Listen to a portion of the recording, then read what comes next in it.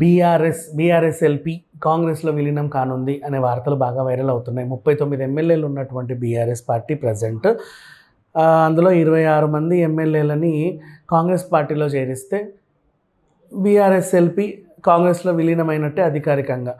ఇకపోతే ఈ విషయాన్ని 100 రోజుల పాలన పూర్తి చేసుకున్న సందర్భంగా రేవంత్ రెడ్డి గారు సవాల్ విసిరారు. ప్రభుత్వాన్ని పడగొడదామంటే నేను ఊరుకుంటానా, మీరు ఎలా పడగొడతారో చూస్తా, నేను నిలబెడతా అని ఆయన గట్టిగా సవాల్ విసిరిన వెంటనే 2 రోజుల్లోనే దానం నాగేందర్ రెడ్డి గారు అలాగే రంజిత్ రెడ్డి గారు పార్టీలో చేయడం జరిగింది. సో రంజిత్ రెడ్డి గారిని చేవెళ్ళ నుంచి నిలబెట్టే అవకాశాలు ఉన్నాయి. అలాగే సికింద్రాబాద్ నుంచి దానం నాగేందర్ గారిని నిలబెడతారేమో. మల్కాజ్గిరి నుంచి ఆల్రెడీ సునీత మహేందర్ రెడ్డి గారికి టికెట్ ఇచ్చారు, కన్ఫర్మ్ చేసినట్టుగా వార్తలు వస్తున్నాయి. ఇకపోతే రానున్న రోజుల్లో సీఎం రేవంత్ రెడ్డి గారు గేట్స్ ఓపెన్ చేశాను, ఎవరైనా సరే రావచ్చు, ఆపరేషన్ ఆకర్ష అనమాట దీని పేరు.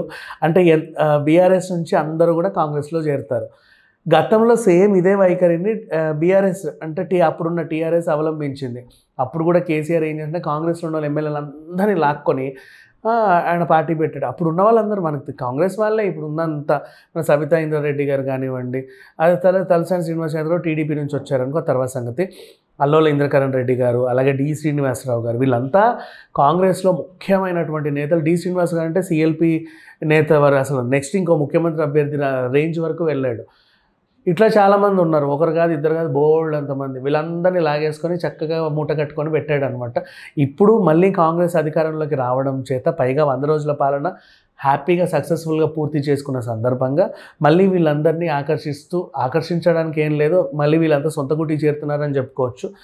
సో బీఆర్ఎస్ని దెబ్బ కొట్టే పనిలో రేవంత్ రెడ్డి గారు ఉన్నారు. పైగా కవిత గారి అరెస్ట్ చూసిన వెంటనే చాలామంది భయపడి, అమ్మో ఈ పార్టీకి ఏదో అయిపోతుంది, ఇక్కడ ఉంటే మనకు మనుగడ ఉండదని చెప్పి ముందే గబగబా వాళ్ళ బెర్తులు కన్ఫర్మ్ చేసుకుంటున్నారు కాంగ్రెస్లో. అంటే ఇప్పుడు చేరితేనే బాగుంటుంది, రేపటి రోజు సడన్గా చేరామనుకోండి ఏదో లబ్ధి పొందడానికో లేకపోతే తను కాపాడుకోవడానికో చేరుతున్నాడు అనుకుంటారని చెప్పేసి ముందుగానే అనుకొని ఇప్పుడే అంటే టైం ఉన్నప్పుడే దీపం ఉండగానే ఇల్లు చక్క పెట్టుకోవాలన్నట్టుగా ఒక్కొక్కరు వెళ్ళి కాంగ్రెస్లో చేరుతున్నారు. రానున్న రోజుల్లో కాంగ్రెస్ మరింత బలం చేకూరే అవకాశం అయితే ఉంది. అండ్ బీఆర్ఎస్ దగ్గర ఉన్న ఒకే ఒక అస్త్రం ఏంటంటే యాక్చువల్లీ వీళ్ళు ఏం చెప్తారు, ఇప్పుడు రేవంత్ రెడ్డి గారు మొన్న ఏపీకి కూడా వెళ్ళి ప్రచారం చేశారు. మళ్ళీ తెలంగాణ వాదనను మొదటికి తీసుకొచ్చి వీళ్ళు 2 రాష్ట్రాలని కలిపేస్తారు, వీళ్ళ దగ్గరికి వెళ్ళకండి వీళ్ళకి ఓటేయకండి అని చెప్పడానికి స్టార్ట్ చేస్తున్నారు. బట్ వీళ్ళ దగ్గర ఇప్పుడు ప్రజెంట్ అంత టైం లేదు. వీళ్ళ దృష్టి అంతా కవిత గారిని ఎలా కాపాడుకోవాలనే దాని మీదే తిరుగుతూ ఉన్నారు. పనిలో పుణ్యకాలం కాస్త గడిచి ఎలక్షన్స్ కూడా పూర్తయిపోతాయి. అప్పుడు వీళ్ళు ఆలోచించుకున్న ఫలితమే ఉండదు. సో బీఆర్ఎస్ తరఫున మరి ఈసారి పోటీ చేస్తుందా లేదా అంటే వాళ్ళకి ఇంకా క్వశ్చన్ మార్కే.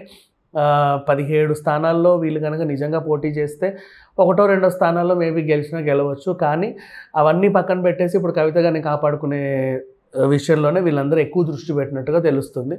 మొత్తానికి బీఆర్ఎస్ అయితే కంప్లీట్గా ఖాళీ అయ్యి కాంగ్రెస్లో విలీనం అవ్వడం తథ్యం. ఈ విషయాన్ని అధికారికంగా ఎవరు ధృవీకరించకపోయినా జగమెరిగిన సత్యం అని చెప్పుకోవచ్చు. Thank you so much.